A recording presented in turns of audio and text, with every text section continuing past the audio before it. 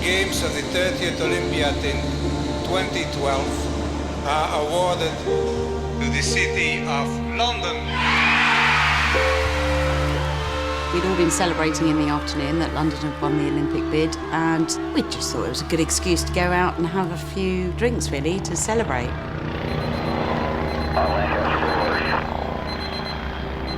Following morning, my alarm went off, and I am usually very good in the morning. I'm quite a morning person. That morning, I decided to have 10 minutes more in bed. Those 10 minutes would come at a price. On July the 7th, 2005, Martine Wright was just another passenger on the London Underground, until she sat next to a suicide bomber. I just had a white flash in front of my eyes, and I felt like I was being thrown from side to side, and I remember consciously thinking, what the hell is going on? Today, the chilling sound of hundreds of totally innocent vehicles, the rocket shooter, how to hurt, the name of how devastating carriages, killing and maiming. Suddenly, it was just black devastation, you know, it just blackness.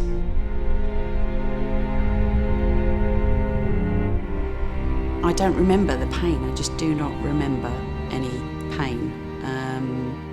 All I could see was sort of metal going down into me. I didn't realise that my legs were caught up in it, and there was just an electrical sort of burning smell, and it was getting a little quieter and quieter as well, and I can only really equate that to in the beginning of people were dying and things.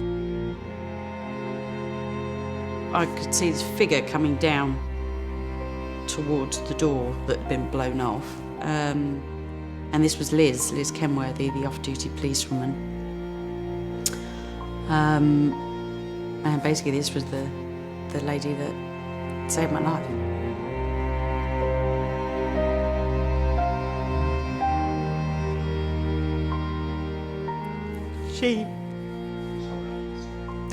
It's all right. I just think I'm so lucky. Just so lucky. But she came through, and I can't imagine again what she was faced with, but because, you know, I was there and she saw the state of my legs, and I remember seeing her, and I just kept saying to her, "My name's Martine Wright. Please tell my mum and dad I'm okay. My name's Martine Wright." On 7/7/2005, Martine Wright began a quite extraordinary journey. Her very personal story is inseparable from London's public preparations for the Games. By 2007, as London's often embattled organisers were bruised by budget issues and battered by a hostile response to the Games logo, Martine began to reveal her irrepressible spirit, learning to ski and fly.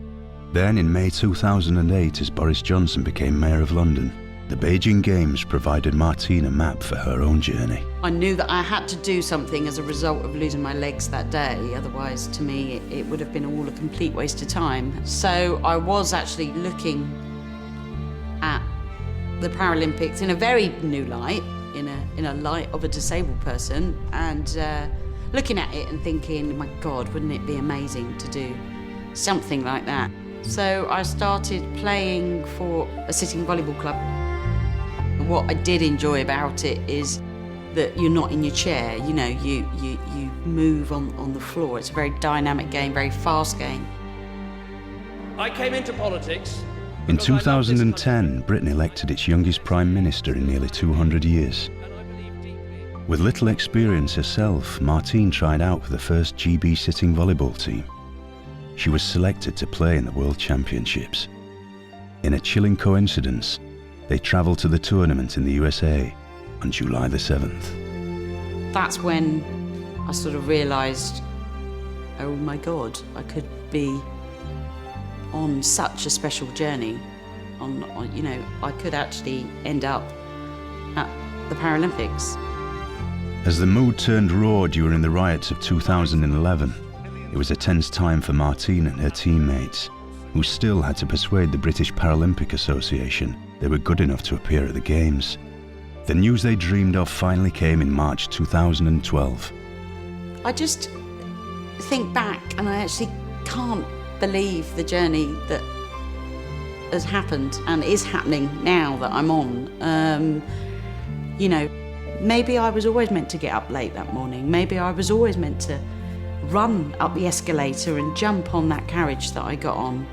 You know, maybe I was always meant to do this journey. I don't know. I can't answer that. All I can say is that I'm just lucky to be living this dream now.